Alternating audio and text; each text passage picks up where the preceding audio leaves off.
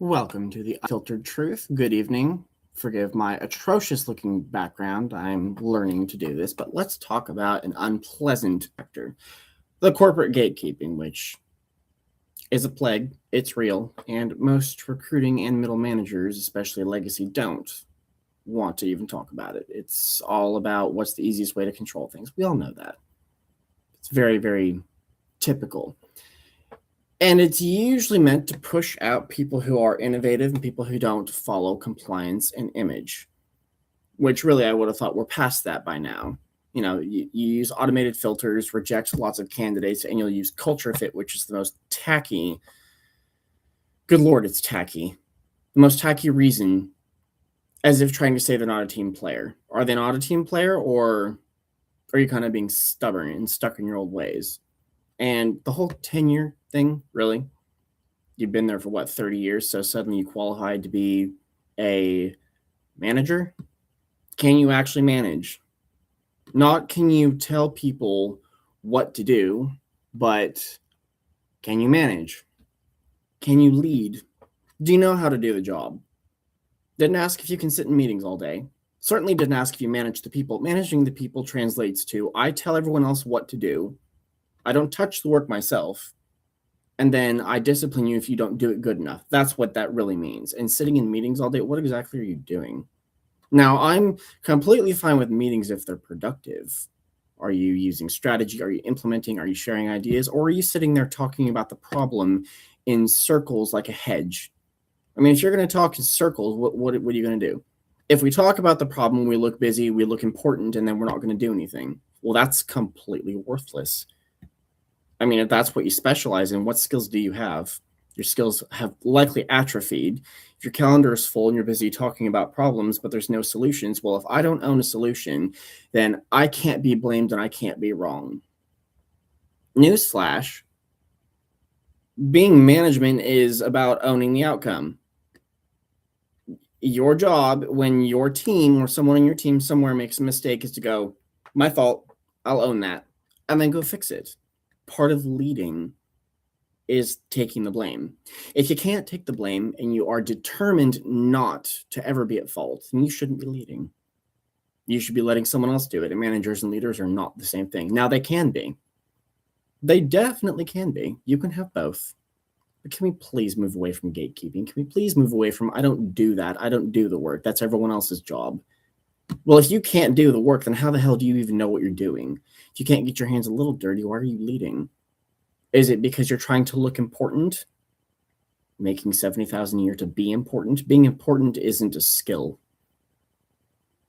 It really should be in the job title.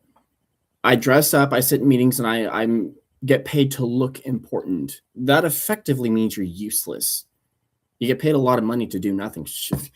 If I could be paid a lot of money to do nothing but sit in meetings and listen to people talk, that would be the American dream, wouldn't it? Get paid a crap ton of money, sit in a comfortable air-conditioned room all day and do nothing of use but talk about things.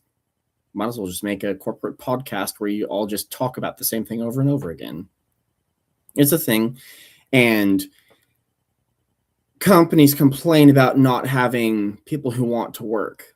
Nobody wants to work. Everybody's lazy. Now, there are a fair amount of people, let's be honest, there are a fair amount of people who don't want to work. They do want to be lazy.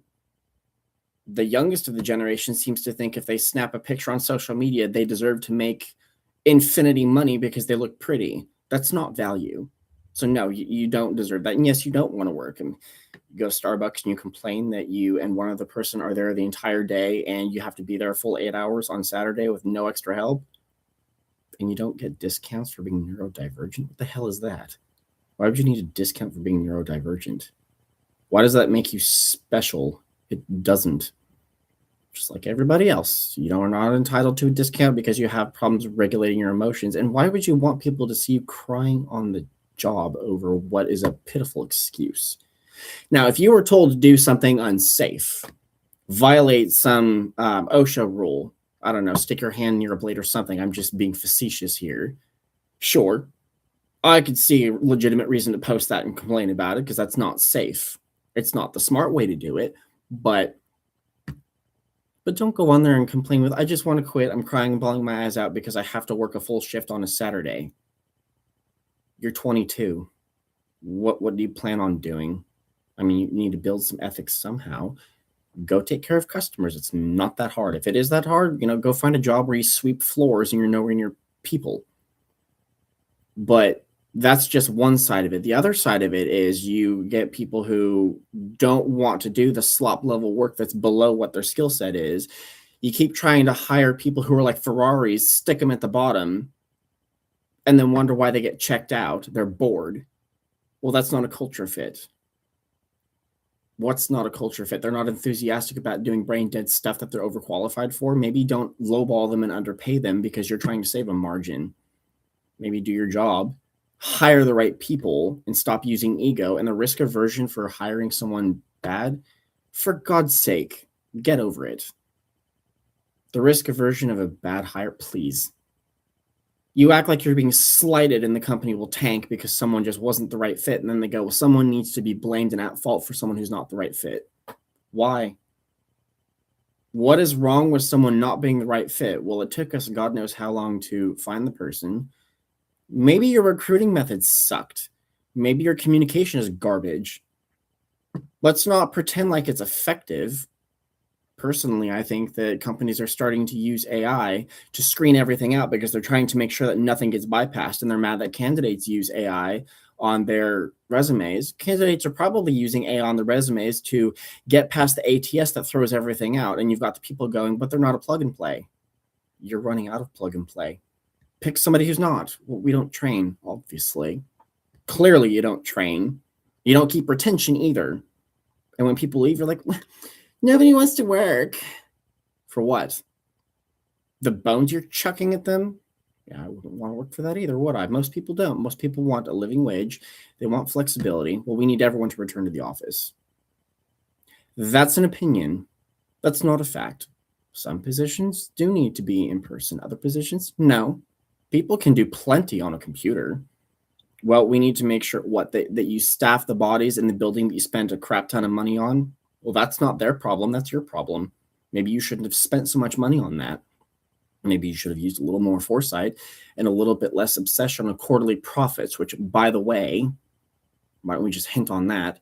Friedman didn't say shareholder primacy. So quarterly profits as much as possible, maximizing all profits for the owners of their shareholders and burn everything else to the ground. That's not what he said. That was a soundbite, which corporate and even the government, well, corporate and people in power are known to soundbite everything. What he also said was taking care of your assets, being a good steward of what you have. Take care of the company, take care of the people. Funny how the only thing that comes out of that is quarterly profits up top and everything else can go to the bottom. And you wonder why it's such a garbage fill. But, who cares what the peasants say? The only thing that matters is quarterly profits at all costs. Burn everybody else out and then scream nobody wants to work. Leave a position open, charge for overtime, push people to work extra hours and make unrealistic deadlines because someone doesn't have good planning skills and spend too much time circle talking in meetings trying to practice being important instead of being useful. But, welcome to the American dream, or whatever it was supposed to be. Now it's just nothing but a cesspool. There's a reason why a lot of people are going away from that. It's a simple fix. It's a simple fix. If you're watching this, you run a company and you're, if you disagree, that's completely fine. But I'm just saying it's a simple fix. Treat people like they matter. Hire people with skills. Don't obsess over a resume. Just because someone didn't spend 15 years in one place doesn't mean that they have commitment issues. Some do, some don't. You won't know that till you talk to them. Don't interrogate them. Talk to them. Talk to people.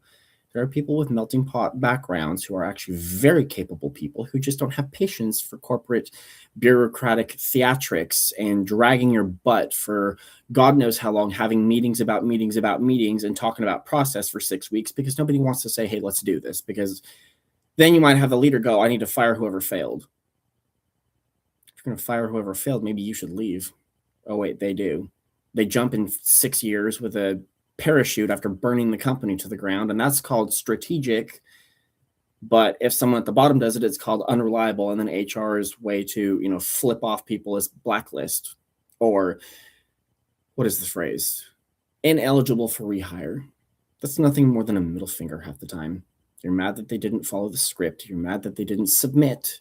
You're mad that they didn't like the bones. hiring someone is not a what's the phrase I'm looking for? Hiring someone is not a favor. You're not blessing them with some kind of a, gift of the gods. You have a position that needs to be filled and they're trying to fill it. Don't go back to our grandparents' generation where it's like you should be grateful that I was willing to pay you for anything at all. Now, on the upside, yes, be grateful someone's willing to hire you for it, because if they built it from the ground up, have integrity, care. If you're going to work, you need to care as much as you can. Don't be a piece of crap that just doesn't give two craps and tosses everything in the bin. Actually care, have some standards, but companies need to stop treating it like we're blessing you with grace. You need to like it extra hard just because. No, you need to put a little more effort in. Do your job the right way. Stop screening everybody out. Stop judging everybody based on what you want to see that feels safe. And enough with the risk aversion. There is no such thing as a guaranteed safe hire. There's not. The people that you favored in there, they can be pretty crappy, but then you have management that goes, well, if I get on them about that, I look bad. Well, then look bad. You can fix that, but that means you have to actually want to. It means that management in a lot of places doesn't have the spine to actually have accountability. It's a very simple fix. It's called giving a damn. And that ends this rant. If you guys enjoyed this, please throw a comment in there if you see it. Feel free to share this and let me know. I like speaking blunt about topics, and if it's something that you want me to go and throw a video on, by all means, let me know. Again, I apologize for this background. I'll have it fixed. It'll look less like a hot mess, but have a great night. Until next time.